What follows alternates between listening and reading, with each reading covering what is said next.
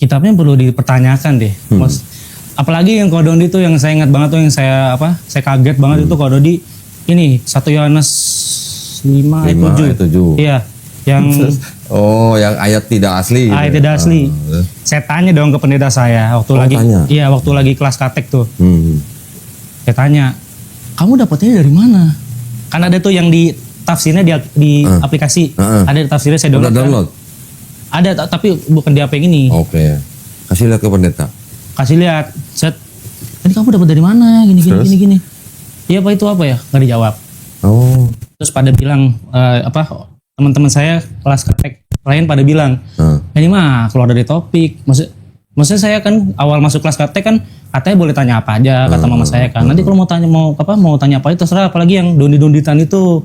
Katanya udah pasti kebantah semua sama Pak Pendeta gitu kan ya. Ya udah saya tanya, nggak dijawab. Malah ngomongin yang lain, malah ngejelasin yang lain lah. Saya lupa waktu itu nggak ngejawab ini asli dari mana gitu. Terus saya masih penasaran tuh sama ayat itu kan, masih penasaran. Saya nonton lah itu live TikTok orang Katolik yang kayak pakai Arab gitu, ya kan. Saya tanya, masuk live dia, saya tanya, ini ayat yang palsu ini dari mana gitu kan ya. Terus dia ngebuktiin ayat itu adanya tuh waktu itu di tahun 130-an Masehi kalau nggak salah. Terus? Itu kata dia itu kurang kuno dari mana katanya, kata dia gitu.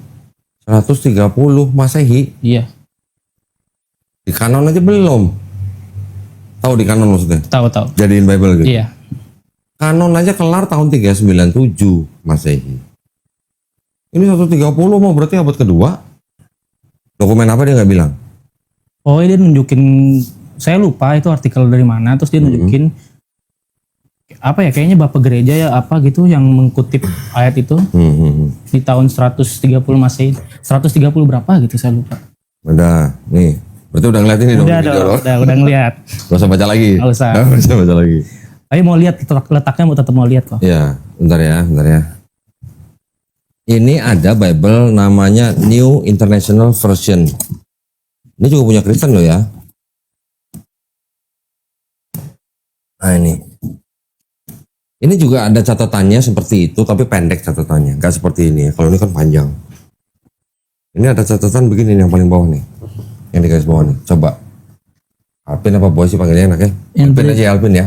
78 ya? Ya. Itu di garis bawah tuh. Coba. Are three that testify on earth, the not found in any Greek manuscript before the 16th century. Tahu nggak maksudnya?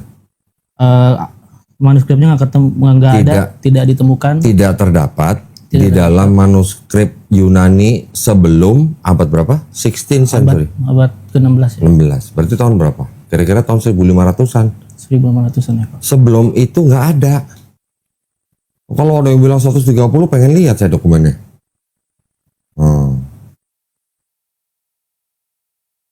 Kalau yang di sini kan nggak disebutin tahun berapa. Itu kan sebutin sebelum abad 16.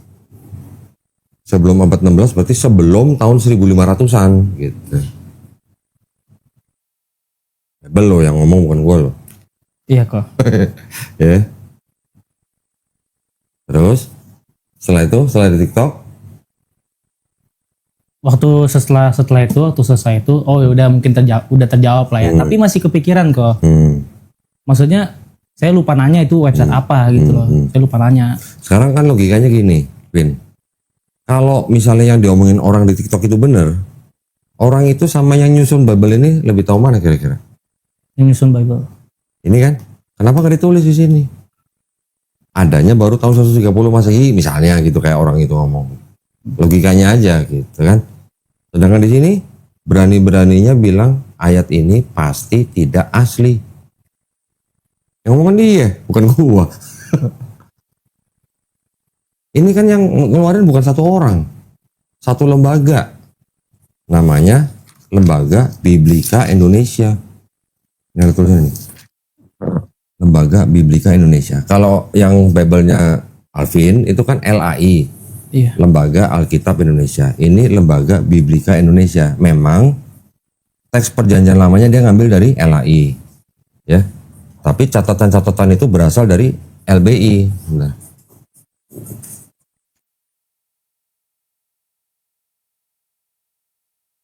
Jadi yang ngeluarin ini tuh lembaga, bukan satu orang loh. Ya. Nah, dia berani bilang ayat itu pasti tidak asli. Nah, sekarang gini. Kan ada tulisan ini. Tidak untuk diperdagangkan. Nah, jemaat nggak bakal dapat ginian. Kok Doni dapat dari mana? Ada deh gitu. Ini lihat nih, 2009 dipersembahkan kepada umat Katolik Indonesia oleh Direktorat Jenderal Bimbingan Masyarakat Katolik Departemen Agama Republik Indonesia. Resmi nggak? Resmi dong. Resmi lah. Percetakannya Arnoldus ND. Memang kalau percetakan Arnoldus ND ini memang dia khusus mengeluarkan Bible-Bible yang dipakai di kalangan Katolik. Gitu. Berarti sini ada Deuteronikanya. Ada. Ini ada Deuterokanonikanya. Ya oke lah whatever. Orang kan boleh berpendapat. Ya yang gue pegang kan yang resmi-resmi aja. Kalau cuma pendapat kan harus bisa membuktikan gitu. Apalagi ada Bible yang lain bilang ini punya Protestan nih. Ini Katolik, ini Protestan. Yang Protestan bilang ayat itu tidak ada di setiap manuskrip Yunani sebelum abad 16. Berarti sebelum tahun 1500 ayat itu belum ada. Gitu. Nanti ada yang bilang di abad 8 ada, di abad itu kan berarti udah belakangan.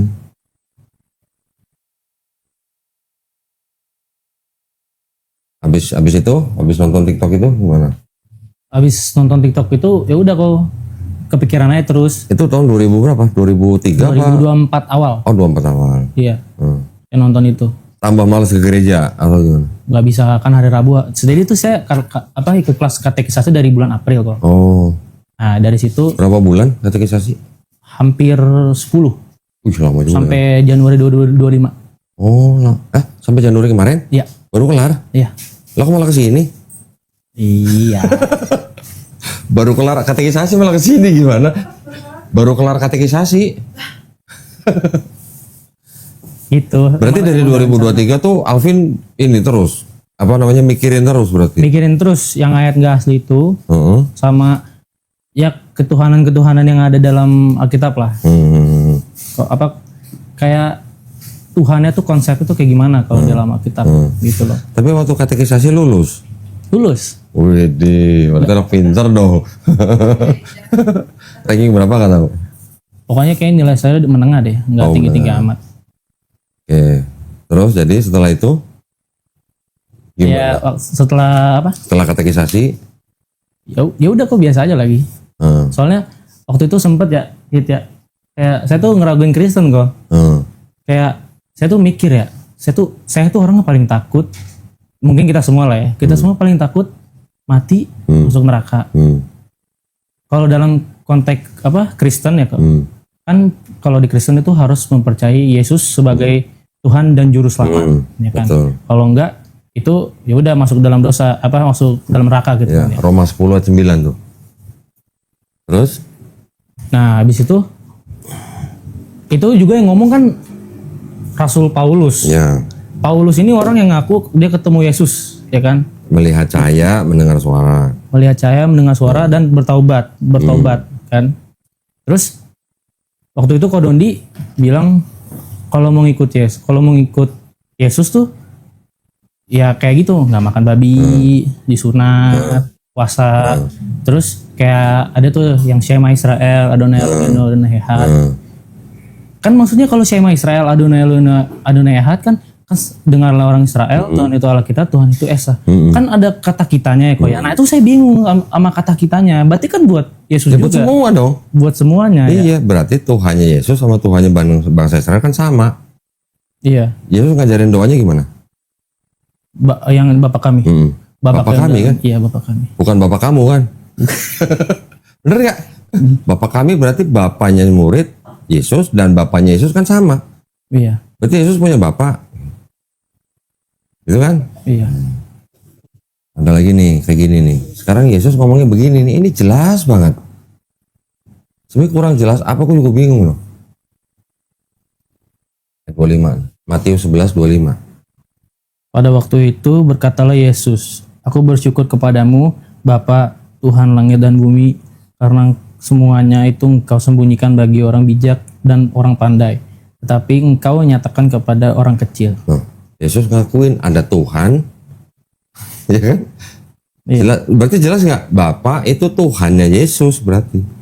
Nggak perlu ditafsirin lagi sebenarnya. Apa yang mau ditafsir coba? Coba tafsirin gimana? Kalaupun ada tafsir yang bilang, ya benar Bapa itu Allah yang di surga, Yesus itu sebagai firman yang ada di bumi. Firman berasal dari Allah, itu doktrin Trinitas. Yesus buat orang Kristen, buat orang Katolik tetap disebut Allah. Kenapa? Karena dia berasal dari Bapa. Itu doktrin. Tapi ketika melihat kejadian-kejadian yang ada di dalam Bible, Yesus tidak menggambarkan sifat ilahi, kecuali dia bisa menyembuhkan orang sakit, membangkitkan orang mati. Tapi di lain pihak dia nggak tahu kapan musim buah ara, dia nggak tahu kapan hari akhir. Di suatu kesempatan juga tidak membuat mukjizat gitu. Artinya ada sifat-sifat manusia yang berlawanan dengan sifat ilahi. Setiap kali ada ayat-ayat begitu, nanti sama pendeta, ya itu kan dia lagi jadi manusia. Tapi ya kita sebagai manusia nih, Alvin, Syahid, coba kita pikir. Setiap manusia punya kodrat nggak? Punya. Tahu kodrat ya? Tahu. Sifat lah gitu Sifat ya. manusia. Bisa nggak Alvin terbang seperti burung? Nggak bisa. Nggak bisa. Kenapa? Nggak punya sayap. Nggak punya sayap. Bukan ininya. Berarti kodrat kita bukan seperti burung, tidak seperti burung, tidak bisa terbang seperti burung. Mungkin bisa kalau kita pakai alat ya, pakai jet gitu misalnya. Jet, ya. Itu alat bantuan, tapi kodratnya kan bukan seperti burung. Nah, apakah Tuhan yang Maha Esa ini bisa melawan kodratnya sendiri dengan menjadi manusia? Kalau orang Kristen, pendeta bilang Tuhan itu Maha Kuasa, pasti pernah dengar. Iya. Karena dia Maha Kuasa, maka dia bisa jadi manusia. Pernah, sering banget dengar. Benar kan? Kalau gitu bisa nggak jadi iblis? Waduh, Halo. Nah lo, bukan Tuhan lagi dong. nah makanya kalau dia Tuhan bisa jadi manusia juga sama kan, udah bukan Tuhan lagi.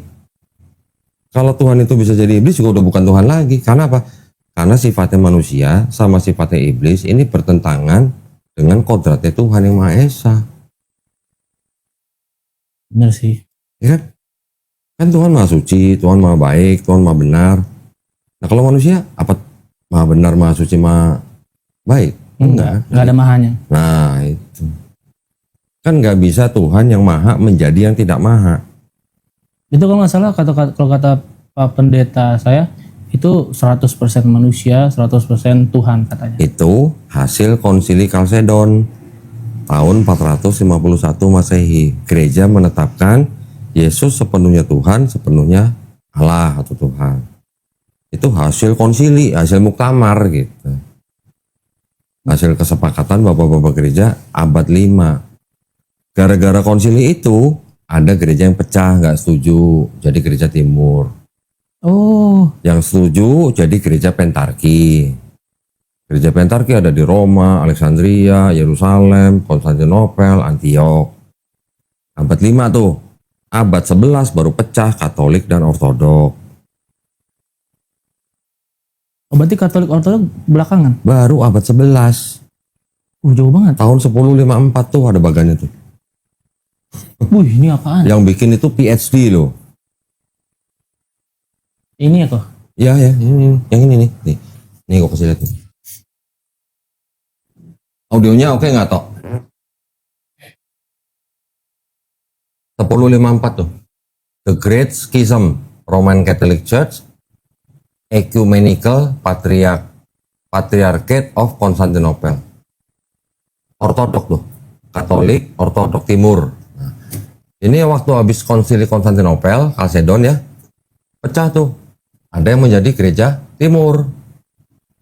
Gereja Timur ini yang membawai ada gereja Santo Thomas, ada gereja Assyrian, ada gereja Timur kuno dan sebagainya. Dari 5 kota ini yang menjadi cikal bakal Katolik. Konstantinopel cikal bakal Ortodok. Alexandria cikal bakal Oriental Ortodok, dan Antiok nih 2 nih menjadi cikal bakal Ortodok. Yang Yerusalem ini yang menjadi Greek Orthodox Patriarchate of Jerusalem. Buset, banyak banget ya. Ini baru Katolik ya. Katolik pecah lagi, Protestan abad 16, 1517 sampai 1648 nih. Martin Luther.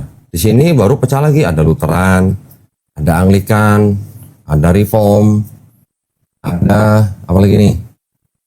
Anabaptis, ada Baptis, ada First Great Awakening, ada Methodist. Nah, macam-macam nih, ada Second Great Awakening. Sampai di sini nih kalau nggak salah daerah sini nih ada Kristen malah yang melegalkan pernikahan sesama jenis. Hah? Loh kok Nanti gue tunjukin. Di sini nih ada kelompok Kristen Protestan yang nggak percaya Trinitas. Salah satunya apa? Nih, Saksi Yehova. Oneness ya, Pak? Bukan, Saksi Yehova. Saksi Yehova beda. Saksi Yehova ini sebenarnya pemikirannya sama dengan yang di sini nih. Arianisme. Cuman ini baru dimunculkan kembali tahun 1881. Nanti ada lagi Mormon. Pernah dengar Mormon? Pernah. Nah, udah gitulah. Ini sekarang total ada yang bilang 45.000, ada yang bilang 60.000. Ini pecahan semua kok. Pecahan semua. Nah, Alvin di mana? Calvinis. Calvinis, Iya, GKI. Nah, berarti yang ini, yang Reform.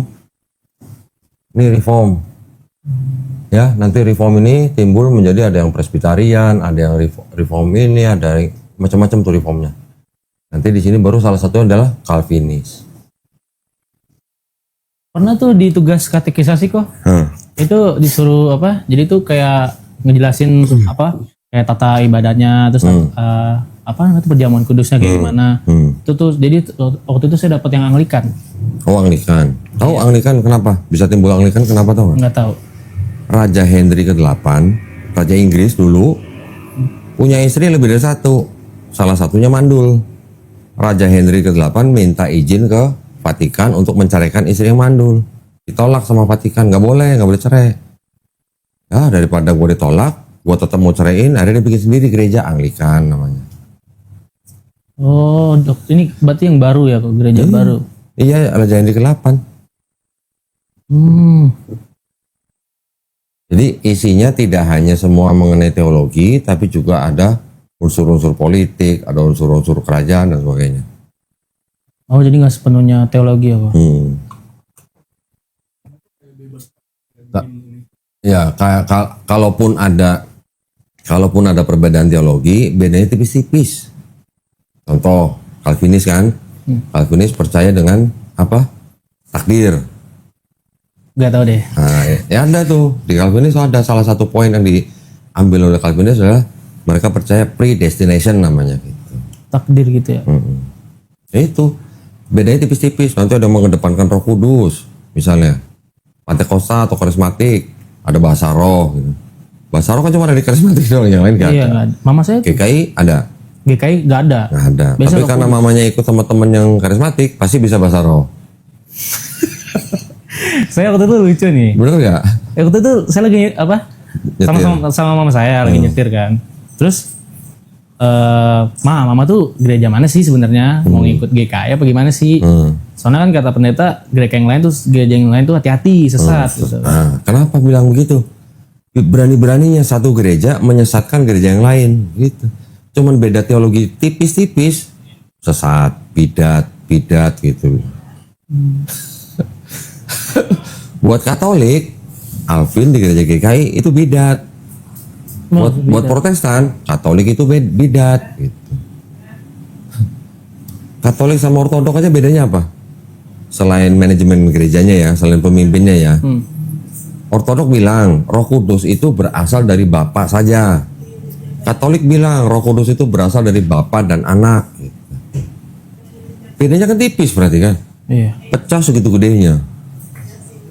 Cuman perbedaan sedikit itu. Iya. Jadi kalau begitu kan bisa dikatakan hanya ingin masing-masing berkuasa gitu. Yang paling benar. Seperti itulah gitulah. Semacam itulah. Banyak banget ya. 60.000 loh katanya sekarang. Saya nggak tahu sampai sebanyak ini kok. Saya nonton Kode ini kan nggak semuanya di salah satu kan ya. Udah pernah tahu belum kitabnya Alvin? Separohnya itu bukan punya Kristen. Tahu dong. Udah tahu kan? Nah, itu sejarahnya panjang banget. Gak mungkin lah nonton Kode ini nggak tahu. Punya Yahudi kan ini kan. Iya. tanah gitu kan. Jadi Kristen membaca kitabnya Yahudi tapi menggunakan kacamata Kristen. Jadi penulis Perjanjian Baru mengambil ayat di Perjanjian Lama atau di Septuaginta, cuma ngambil ayatnya doang, tapi konteksnya nggak dibawa. Oh, jadi dia nggak peduli konteksnya apa. Iya. Dia masukin aja gitu. Iya, supaya mirip dengan kisah Yesus. Kisah Yesus. Terus kok nih aku lupa nih, ada yang menarik nih. Itu waktu yang apa tuh yang buat tentang Yesus tuh, yang bukan mengungkit ya, yang waktu itu pendeta Budi Asali nggak berani itu. Oh, Mika 5 ayat 2. Mika 5 ya itu ya, itu kan. Itu buat bangsa Israel. Buat ini raja ini. Apa? Bukan. Yang buat tentang Yesus itu. Kalau orang Kristen bilang Mika 5 ayat 2 itu berbicara tentang kota Bethlehem yang menjadi tempat kelahiran Yesus. Oh iya itu ya. Tapi di Mika 5 ayat 2 itu sebenarnya lagi ngomongin suku Lehem namanya. Bethlehem itu artinya klan Lehem. Suku Lehem ini siapa? Ini lagi ngomongin Rut. Rut ini memang leluhurnya, dianggap leluhurnya Daud. Nah, Rut ini bukan orang Yehuda, tapi dia menjadi menantunya Naomi yang orang Yehuda. Rut ini ketika suaminya sudah meninggal, sama mertuanya dibilang, suami lu kan udah mati. Lu mau tetap ikut gua atau lu mau pulang ke suku lu? Dia tetap ikut mertuanya. Nah, dari si Rut inilah nanti ada keturunan sampai ke Raja Daud gitu. Jadi dianggapnya, hai Bethlehem Efrata, hai kamu yang paling kecil dari kaum Yehuda.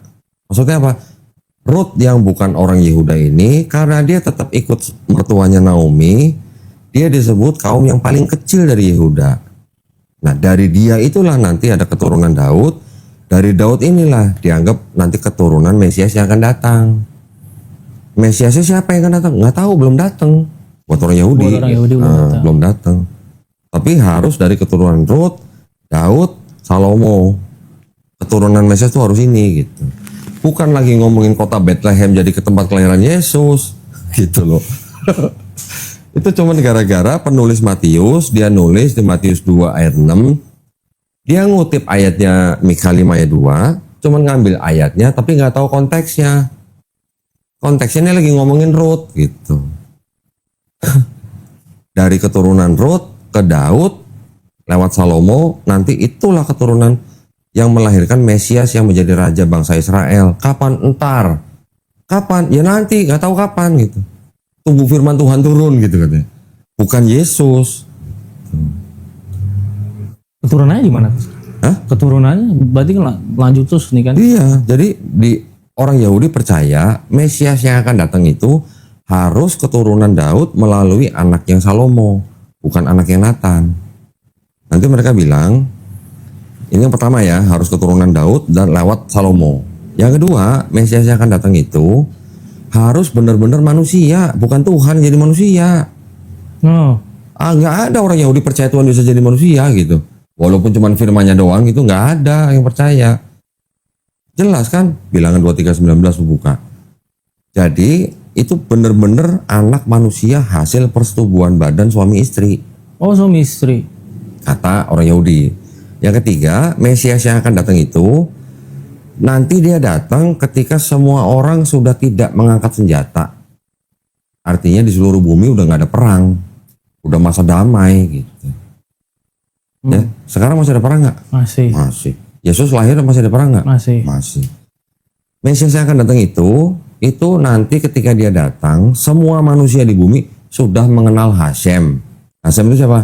Tuhan yang Maha Esa. Orang Yahudi kalau menyebut Hashem gitu, artinya nama itu gitu, yang 4 huruf itu. Dan terakhir orang Yahudi bilang Mesias yang akan datang itu dia datangnya cuma sekali. Datang sekali jadi raja bangsa Israel, memerintah bangsa Israel, mati, udah selesai. Itu Mesias yang ditunggu. Bukan Mesias yang datang menyelesaikan misi, pergi lagi, terus datang lagi, PP gitu, pulang pergi. Bukan begitu. Kalau Kristen kan klaim, Yesus itulah Mesias yang dijanjikan. Dia udah datang, diceritakan terus dari salib, sudah mati 3 hari, hari ketiga dia bangkit. Terus diangkat kan, nanti mau datang lagi kan.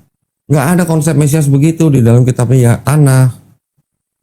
Gitu. Oh. Ya. Jadi beda nih konsep Mesias Yahudi Beda sama banget konsep ya. Mesias Kristen. Kristen bilang Yesus itulah Mesias yang dijanjikan karena dia disebut anak Daud. Tapi kan dia bukan anak kandung Yusuf.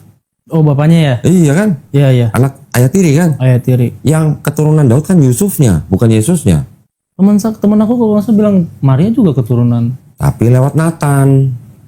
Oh, Nathan. Nah, kita baca nih di Lukas nih. Lukas 3.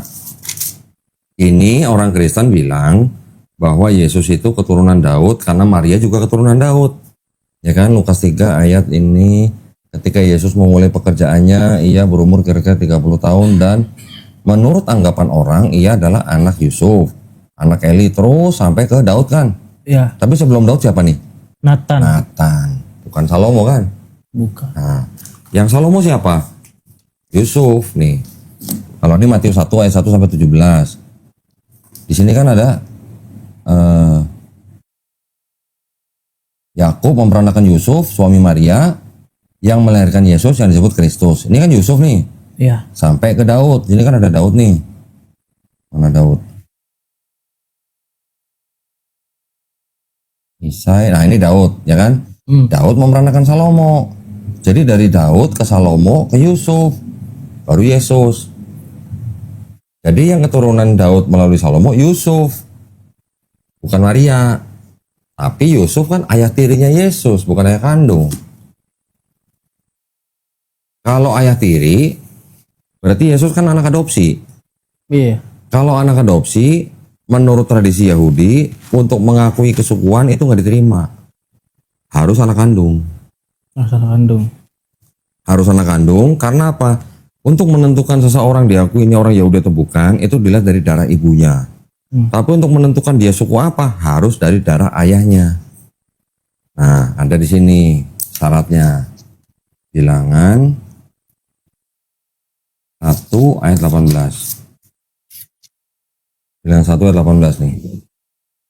Dan pada tanggal 1 bulan yang kedua, mereka menyuruh segenap umat berkumpul, kemudian sisa orang-orang Israel disusun menurut kaum-kaum yang ada dalam setiap suku mereka. Sedang nama-nama mereka yang berumur 20 tahun ke atas dicatat orang demi orang. Di sini nggak ditulis kan dari ayahnya kan? Iya. Baca bahasa Inggris.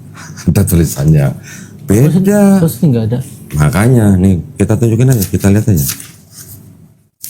Kenapa yang bahasa Indonesia sama bahasa Inggris itu juga kadang-kadang beda? 18 mana? 17, 18. Keluaran, bilangan, numbers. Sorry. Ini apa kok? Ini sama, ini NIV, New International Version. Ini kan LAI. NIV, NIV. NIV, nah, nih, New International Version. NIV ini yang dianggap Bible terjemahan bahasa Inggris yang terjemahan Inggrisnya paling bagus. Ya, numbers ya, bilangan ya, ayat 18. Gila banget tulisannya. And they called the whole community together on the first day of the second month. Sama ya. The people indicated their ancestry by their clans and families, and the men 20 years old or more were listed by name one by one. Oh, ini juga nggak ada. Sebentar, pegang dulu. Ada lagi nih. Nah, terjemahan bahasa Inggris aja tuh bisa beda-beda kayak begini.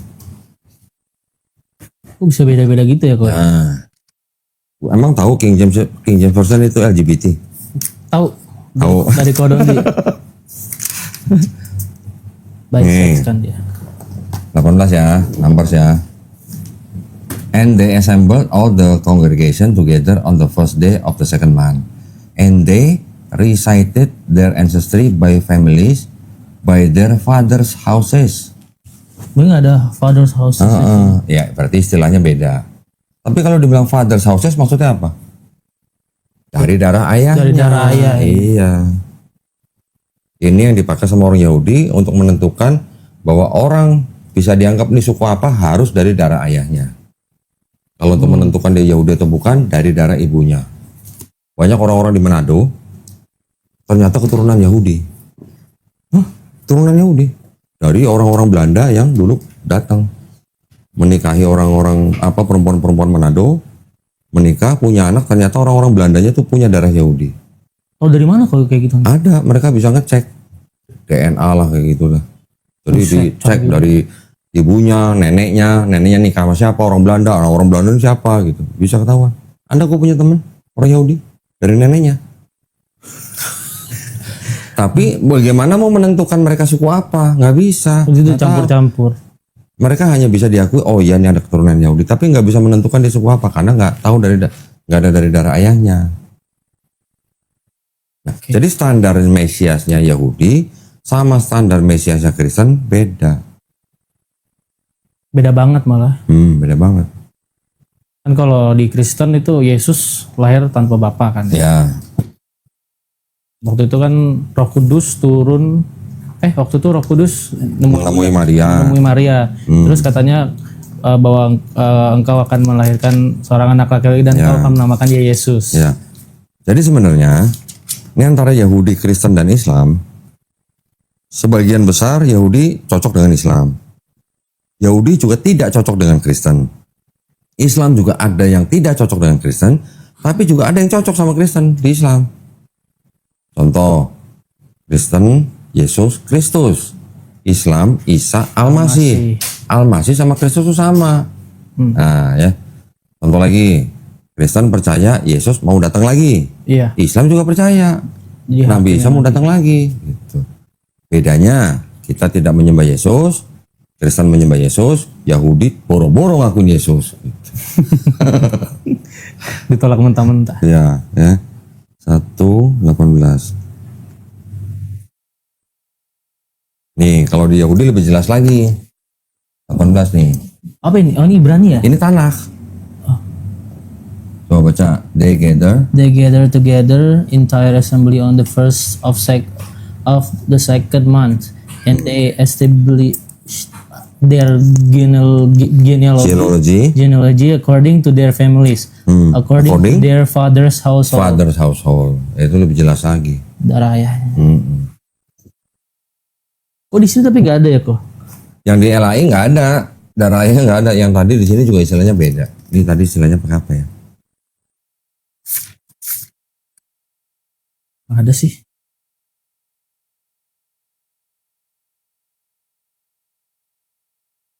Dia pakai kata family. Dia pakai kata clan nih. Ayat 18. Sebelumnya. By their clans. Clans itu apa? Suku. Klan. Pemimpin klan laki-laki apa perempuan? Laki-laki. Laki-laki. Kalau by their clans udah lebih jelas juga. Tapi kok nggak ada father's household? Ya, clan itu udah pasti laki-laki gitu. Oh jadi udah pasti laki-laki gitu. Ya. Kalau di Indonesianya apa tuh tadi kok? Misalnya tadi apa? Gak disebutin kan ada ayah atau klan kan? Suku ya? Sebentar. Bilangan.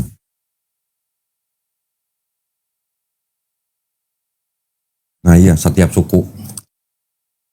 19 setiap suku. Nah cuman kalau ini kan nggak disebutin ayah gitu. Kalau Yahudi disebutin ayah, yang KJV tadi disebut ayah, yang NIV disebut clan, yang ini disebut suku. Tapi maksudnya orang baca ini mana tahu? Nggak Maksudnya, ngerti. Kalau nggak belajar tradisi Yahudi nggak ngerti. maksudnya kalau ini suku, maksudnya ini kan clans itu sudah pasti laki-laki. Nah, ini suku kan bisa general. Maksudnya kan emang pasti laki-laki kalau bahasa. Kalau pemimpin suku kan pasti laki-laki. Tapi kan nggak ada pemimpin, maksudnya cuma suku doang. Iya. Sekarang bangsa Israel berapa suku? Nggak tahu. 12, ya kan? 12 itu dari mana? Dari 12 anak Nabi Yakub. Alaihissalam.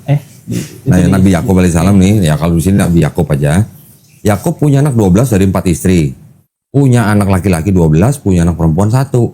Yang jadi suku yang semuanya laki-laki doang, yang perempuan nggak dijadiin suku. Itu kemana perempuan tuh? Ya udah tetap anak tapi nggak menjadi suku gitu. Tapi kalau yang laki-laki semua itu menjadi suku. Suku Ruben, suku Simeon, suku Lewi, suku Yehuda, Lewi kayak pernah dengar. suku Yusuf, suku Benyamin gitu. Cuman dari semua 12 suku itu yang akhirnya bertahan, dalam arti bertahan itu kita masih bisa ngelihat orangnya gitu, itu suku Yehuda. Yang kita sekarang sebut dengan orang Yahudi gitu. Itu dari anaknya Yakub ya, Iya, Yehuda. dari anak keempat Nabi Yakub. Karena Yehuda dulu kan sama suku Benyamin memerintah kerajaan Israel Selatan. Yang 10 suku mendiami Israel Utara. Setelah Salomo meninggal tahun 930 sebelum Masehi, Israel pecah menjadi dua. Tadinya satu, pecah menjadi dua. Israel Utara 10 suku, Israel Selatan 2 suku, yang satu Yehuda, yang satu Benyamin. Nah, yang 10 suku ini diserang sama Assyria tahun 722 sebelum Masehi. Punah, bubar gitu lah. Ketika Babilonia masuk, Babilonia menguasai utara dan selatan. Ini semuanya dibawa ke Babilonia. Pembuangan Babel, pernah dengar? Babel, Nah, di Babel kan kira-kira 70 tahun. Setelah itu kan dikuasain waktu datang Babilonia kan Raja Nebukadnezar. Ketika raja yang udah ganti menjadi Raja Darius Agung, Raja Darius Agung ini mengizinkan orang-orang Israel kembali ke Palestina. Dibalikin. Ketika dibalikin, boleh membangun bait suci yang kedua. Yang sebelumnya dihancurin sama Nebukadnezar. Sorry, bukan Babilonia. Babilonia diserang sama Persia. Persia nyerang, dipimpin Raja Cyrus Agung namanya. Baru kemudian itu di 596 itu berarti abad keberapa ya? Akhir abad 6. Awal abad 6 sebelum Masehi. Raja Cyrus Agung. Kemudian kira-kira di akhir abad 6 sebelum Masehi, Raja Cyrus Agung digantikan oleh Raja Darius Agung. Setelah mereka menguasai Babilonia nih, baru Raja Darius Agung mengizinkan orang Israel kembali ke Palestina, membangun bait suci kedua, di mana yang pertama dihancurkan oleh Babilonia, Raja Nebukadnezar II. Agak panjang memang kalau panjang banget ya. Yang ini belum panjang. Ini kan saya terjemahin ya. Ketika saya terjemahin, saya tambahin dengan sejarah bangsa Israel. Jadi mundurnya panjang. Terus ke bawahnya juga lebih panjang. Buset, panjang banget. Ketika bangsa Israel sudah diberi izin untuk membangun bait suci yang kedua, barulah mereka hidup pada zaman bait suci kedua sampai kedatangan Yesus. Yesus lahir kira-kira 4 sampai 6 tahun sebelum abad Masehi. Sebelum Masehi ya. Bait suci kedua itu nanti dihancurin sama Romawi di tahun 70 Masehi. Nah, ketika Yesus hidup, itu ada 4 kelompok Kristen. Bukan kelompok Kristen, 4 kelompok Yahudi, maksudnya orang Israel. Pertama kelompok Saduki. Ini orang-orang Israel yang gak ngurusin agama. Ini urusannya cuma sama pemerintah lah. Jadi boleh dibilang ini mungkin apa ya, orang-orang yang berurusan sama pemerintah Romawi. Yang gak percaya Tuhan dia. Gak ngurusin agama. Mungkin mereka percaya Tuhan tapi gak terlibat dalam urusan agama. Yang urusan agama tuh namanya suku Farisi, kelompok Farisi. Tahu. Pernah dengar? Ada lagi kelompok Eseni. Eseni ini sangat religius. Bahkan mereka sering menyendiri ya di gua-gua. Mereka sangat percaya. Iya, mereka percaya mistis. Malaikat-malaikat atau segala macam itulah. Di gua. Iya. Justru dari kelompok ini yang dipercaya yang nulis Gulungan Laut Mati. Oh, the Dead Sea Scroll. Scroll. Ini Eseni. Gitu. Nanti ada lagi kelompok yang tadi nama Zelot. Pernah dengar? Zelot ya. Simon kan ada, Simon orang Zelot ada kan? Zelot. Nah, Zelot ini kelompok apa? Kelompok pemberontak. Mereka pengen bebas dari Romawi gitu. Ya kayak di Indonesia dulu waktu zaman nama Belanda lah. Kita juga ada gerilyawan gitu lah. Gerilyawan ya. Ini Zelot. Sebenarnya ada satu lagi namanya kelompok Samaritan. Tapi Samaritan ini mereka berasal dari Israel Utara. Mereka punya Torah yang Torah itu hanya 5 kitab Musa. Beda dengan yang punya Yahudi ini. Itu yang 6.000 perbedaan gak sih? 6.000 perbedaan. Benar. Mereka ngaku inilah penjaga Taurat yang benar gitu. Mereka punya Taurat, ini juga punya Taurat. Tetapi dalamnya ternyata ketika dibandingin ada 6.000 perbedaan. Itu siapa yang karang ya kok? Ada. Bahasa Inggrisnya juga ada. 6.000 perbedaan siapa yang karang? kan bisa dibandingin satu-satu. Oh, niat itu buat apa? Ya namanya ilmu. Itu ya orang dicari. gabut gak sih kok? Hah? Orang gabut gak sih itu? Gabut. Lah orang dibayar kok gimana? Oh, dibayar. Profesor kan dibayar. Profesor kalau di universitas ada proyek begitu kan dibayar. Yang bayar itu buat apa dia? Buang-buang duit. Ya buat ilmu lah, namanya ilmu. Mana sih kitab gua? Oh, nggak kelihatan ya. Kok. Ini kan Dead Sea Scroll nih. Iya iya. Pernah dibahas juga tuh di kelas katek. Ada ya? Ada. Buat katekisasi bahas Dead Sea Scroll. Nggak dibahas detail sih. Ini dalam bahasa Ibraninya. Apa ini? Itu yang tadi dibandingin antara yang Oh, the Torah Jewish and Torahnya Samaritan versions compare. Samaritan sama Torahnya Yudea. Nah, itu bahasa Ibraninya. Ini bahasa Inggrisnya. Oh, Ya kalau nggak bisa bahasa Ibrani, bisa bahasa ini. itu bahasa Inggrisnya ya? Ini bahasa Inggrisnya. Ini jelas nih. Sama ini sama ini kok. Sama. Ini terjemahannya itu. Ada beberapa yang udah gue tandain begini. Pasti pernah dengar dong Ismail disebut apa? Kuda liar ya? Nggak pernah dengar. Masa? Nggak inilah. Serius? Nggak pernah dengar. Di gereja nggak pernah disebutin? Nggak pernah. Saya juga datang ke gereja juga jarang loh, jadi Ismail disebut seperti tingkahnya seperti keledai liar gitu, nggak pernah dengar? mungkin sayanya aja yang jarang ke gereja. Mungkin dijelasin mungkin.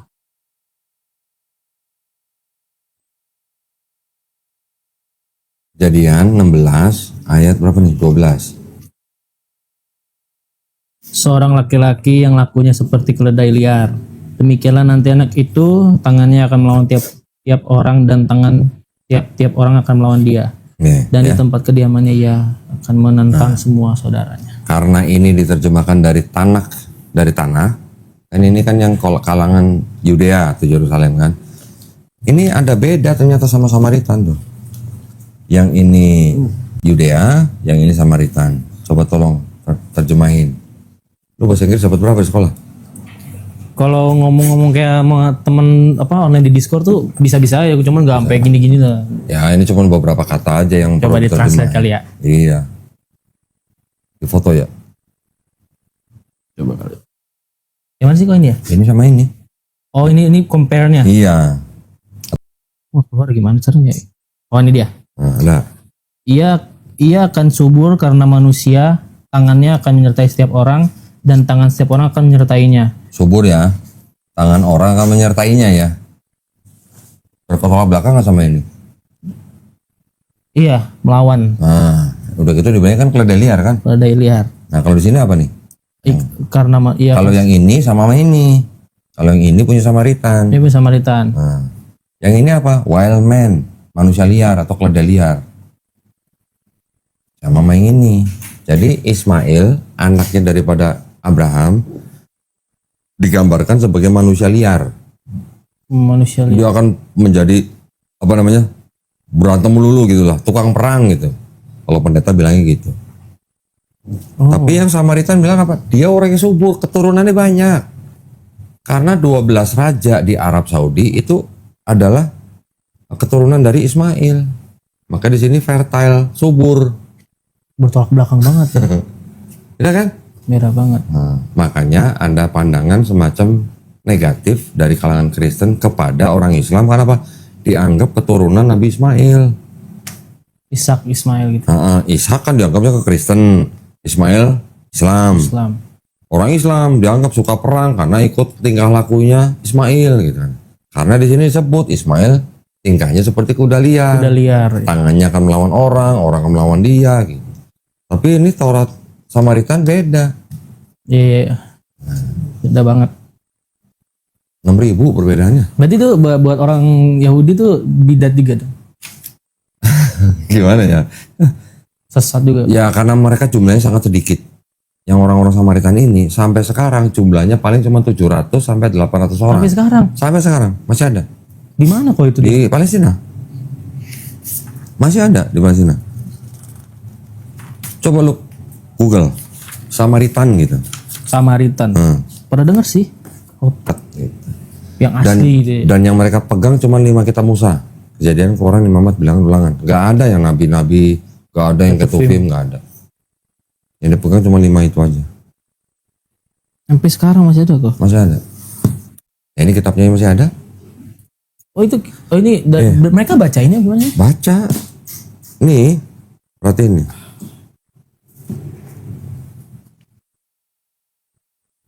Ini yang hurufnya tebel-tebel, ini yang beda. Kalau yang tidak ada tanda baca kayak gini, ini yang Samaritan. Kalau yang ada tanda baca Nikut ini yang punya Yudea. Itu Nanti kenapa nggak ada tanda bacanya kok?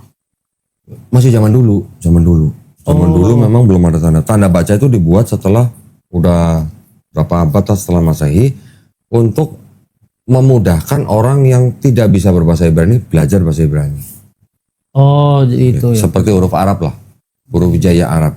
Awal di Quran pertama tersusun nggak ada tanda baca harokatnya. Baru setelah sekian ratus tahun baru ditambahin harokat supaya orang yang nggak bisa bahasa Arab bisa belajar. Jadi kalau ada tanda begini bacanya A, tanda baca begini bacanya U, gitulah.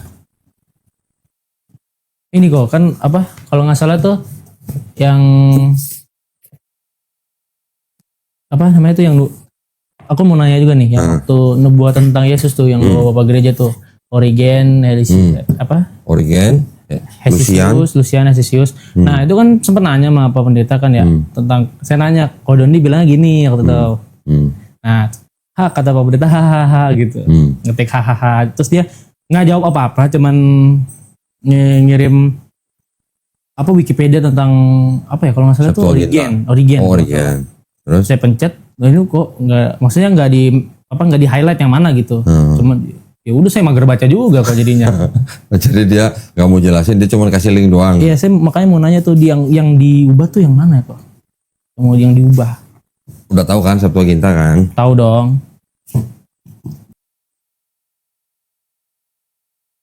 Kali buka tuh. 7:14. 7:14. Baca. Sebab itu Tuhan sendirilah yang akan memberikan kepadamu suatu pertanda. Ya. Sesungguhnya seorang perempuan muda mengandung dan akan melahirkan seorang anak laki-laki dan ia akan menamakan dia Immanuel. Ya. Perempuan muda ya. Perempuan muda. Ini terjemahan bahasa Inggrisnya Kristen nih. Ini terjemahan bahasa Indonesianya LAI kan? LAI.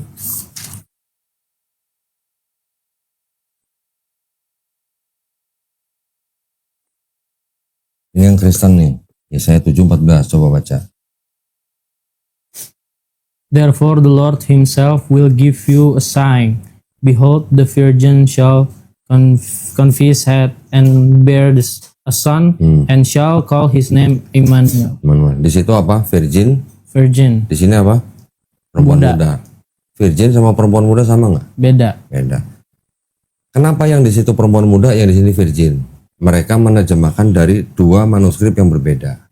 Ya.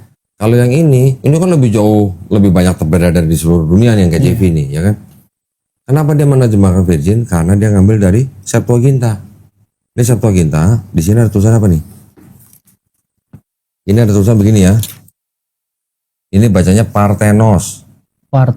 Artinya ini virgin. Nah, yang KJV nerjemahin dari sini. Virgin. Ya, virgin kan? Ya. Sebenarnya kata asli dalam bahasa Ibraninya itu adalah ha-almah, yang perempuan muda itu. Ha-almah. Jadi yang Indonesia ini benar sebenarnya udah perempuan muda nih. Di sini disebutnya nih. Ini yang punya Yahudi nih. Apa nih? The young woman. Yang woman bahasa Ibraninya ha-almah. Almah itu wanita muda, ha-almah sang wanita muda gitu. Ya. Kenapa bisa jadi Parthenos atau virgin? Karena di Matius. Nah, kalau di sini Matiusnya sama, dia pakai anak darah nih. Matius 1 ayat 23. Nih coba, sesungguhnya 23. Sesungguhnya anak darah itu akan mengandung dan melahirkan seorang anak laki-laki dan mereka akan menamakan dia Immanuel. Anak darah ya. Anak darah. Kalau di sini anak darah, sedangkan di Yesaya 7:14 yang di sini perempuan muda, kan nggak nyambung. Ya kan? Tapi kalau yang di sini yang KJV, yang di Yesayanya virgin, baik lagi. Di Matthew-nya virgin juga. Virgin juga. Nah, ini baru nyambung. Gitu kan? Tapi yang punya Yahudi kan yang woman, perempuan muda, bukan virgin. Iya. Ya kan? Sekarang gue buktiin bahwa kata ini adalah sudah dirubah. Karena kata kata perempuan muda dalam bahasa Ibrani-nya kan ha-alma. Tapi kalau kata perawan untuk dari bahasa Ibrani itu bukan ha-alma, tapi betulah. Betulah. Betulah. Kalau ha-alma bahasa Yunaninya yang benar itu harusnya neanis. Neanis. Neanis. Kalau parthenos ini sebenarnya bukan untuk ha-alma tapi untuk betulah. Ya, kata ha-alma itu sendiri di seluruh perjanjian lama semuanya diterjemahkan menjadi neanis kecuali di Yesaya 7:14 ini jadi parthenos. Itu yang bapak-bapak gereja yang mengkritik terjemahan itu. Yang terakhir Hesisius yang dipakai. Yang terakhir. Kalau Origen dia bikin namanya hexapla. Jadi dia beberapa kolom sampai 6 kolom gitu. 6 itu hexa bukan sih? Bener nggak? Kalau hexa itu 6 apa 8 sih? Gue ingetnya kok 6 ya. Hexa itu apaan?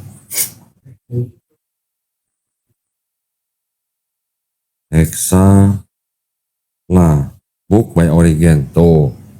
Namanya hexapla, 6 kolom, 1 2 3 4 5 6. Itu apa sih kok ini? Ini Septuagintanya karangannya Origen.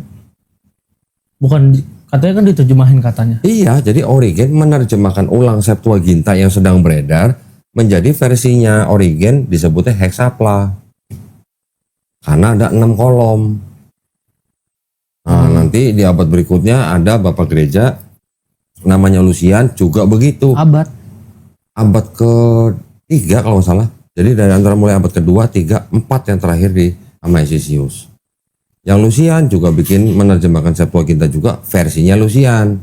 Hesisius juga menerjemahkan ulang Septuaginta versinya Hesisius. Oh. Nah, versinya Hesisius ini yang terakhir akhirnya dipakai oleh Jerome untuk diterjemahkan ke bahasa Latin. Jadi Bible bahasa Latin namanya Vulgata. Vulgata tuh yang terjemahan Latin itu ya? Ya.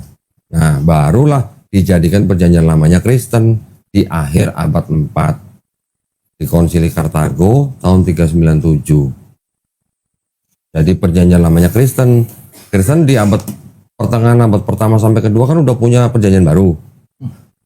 Setelah mulai dari Konsili Nisea 325 itu udah mulai dipilih-pilih tuh mana yang masuk perjanjian baru dalam Bible, udah mulai di kanon. Yang terakhir perjanjian barunya Kristen sama perjanjian lamanya yang dari Vulgata itu yang menjadi kitabnya Kristen pertama kali. Anggaplah ini punya Hesisius ya. Ini yang menjadi perjanjian lama, ada menjadi Vulgata, ini perjanjian barunya Kristen, ini jadi satu. Nah, ini akhir abad 4 Masehi. Bible orang Kristen. Tahun 397 baru jadi. Nah, ini kan berasal dari sini. Diterjemahkan dari sini kan. Cuman karena terjemahannya udah diganti seperti tadi, jadi seolah-olah Yesus sudah dinubuatkan di sini. Tapi sebelumnya ketika Matius menulis, ketika penulis Markus menulis, ketika penulis Lukas, Yohanes dan seluruhnya menulis, ini semuanya juga nyadur dari Septuaginta. Nah, yang disadur sama Matius itu yang terjemahannya sudah jadi Parthenos gitu. Kita buka di Yesaya 9 ayat 6. Pernah dengar Yesus disebut penasehat ajaib, Allah perkasa, Bapa kekal, Raja damai, mana kan? Ya. Itu diambil dari Yesaya 9 ayat 6 nih. Ini didebatin deh kalau salah ini. Udah pernah gue debatin. Iya saya. Pendeta juga nggak berani jawab. For unto us a child is born, unto us son is given, and the government will be upon his shoulder, and his name will be called Wonderful, Counselor, Mighty God, Everlasting Father, Prince of Peace. Pernah nggak Alvin membaca dari Matius sampai Wahyu, Yesus disebut penasehat ajaib, Allah perkasa, Bapa kekal, Raja damai? Pernah nggak? Kalau baca enggak, tapi tahu aja gitu. Dengar kan? Dengar. Dari siapa? Dari pendeta kan? Dari pendeta. Dari mana pendeta bisa ngomong gitu? Dari situ. Dari ayat ini ya. Nah, dari itu. Padahal di seluruh perjanjian baru, dari mulai Matius sampai Wahyu, nggak ada ditulis Yesus penasehat ajaib, atau Allah perkasa, atau Bapa kekal, atau Raja damai. Nggak ada. Nah, itu dari mana? Karena pendeta-pendeta tuh hanya mendengar dari ajaran sebelum-sebelumnya. Mendengar doang. Iya, ya menerima ilmu informasi gitu loh. bahwa Yesus itulah Allah perkasa dengan doktrin Trinitas. Akhirnya Yesus ini disetarakan dengan Bapa. Karena disetarakan dengan Bapa, makanya dia disebut Allah perkasa, Bapa yang kekal, Raja damai, penasihat ajaib. Itu semua dari situ. Itu terjemahannya Kristen ya. Kalau Yahudi. Nih, Yahudi. Yang merah nih. For a child has been born to us, a son has been given to us, and the dominion itu sama, Pemerintahan. Dominion, government sama. will rest on his shoulder. Nah, sampai kalimat itu yang bahasa Inggris Kristen sama bahasa Inggris Yahudi sama. Nggak masalah. Yeah. Oke, sama. Tapi setelah itu coba perhatiin, beda apa sama? The wondrous advisor, ini will be called the wondrous. Di sini yang will be called siapa? Yang son-nya Anaknya kan. Lu anak umur berapa tahun? 16. 16 tahun. Nggak semua orang Kristen bisa langsung nemu kayak lu. Serius gue kasih tau. Orang-orang Kristen yang datang ke sini, ada yang sudah kerja, ada yang pendeta, ada macam-macam lah. Nggak, gua kasih lihat kedua begini nih, nggak bisa langsung nemuin bedanya. Lu anak 16 tahun tahu. Berarti lu canggih lo. Bener. Karena gue berapa kali jelasin ini ke orang Kristen, gue suruh cari tahu bedanya. Mereka nggak tahu bedanya. Sekarang perhatiin, di sini yang mau disebut 4 gelar itu kan anak itu. Iya. Nah, coba yang sekarang di sini. The wondrous advisor, mighty God, the Father called Hezekiah's name. Oh, ini tafsirannya ya kok?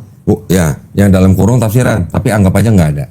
Called name Sir Shalom, Prince of Peace. Nah, jadi beda apa sama Beda. penerjemahannya? Kan ini kalau ini yang dipanggil Allah perkasa itu anaknya. Anak itu, Kalau yang ini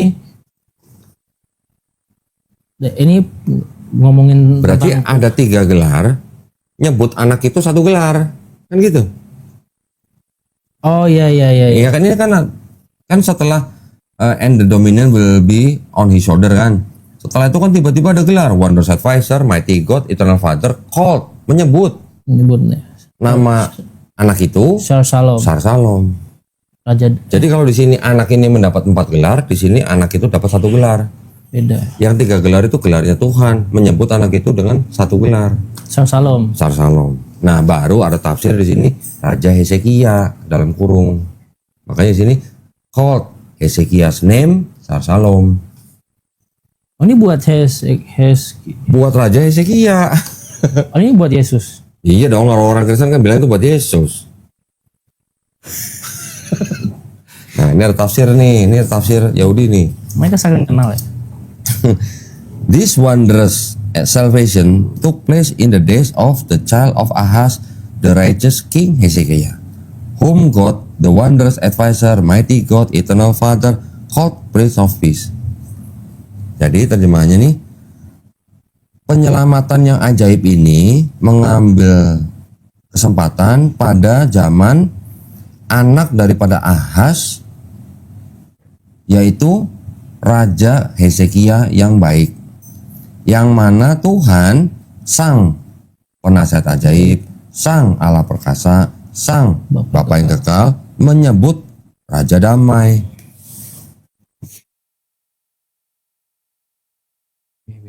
Karena lu nulis buku nih, lu yang nulis,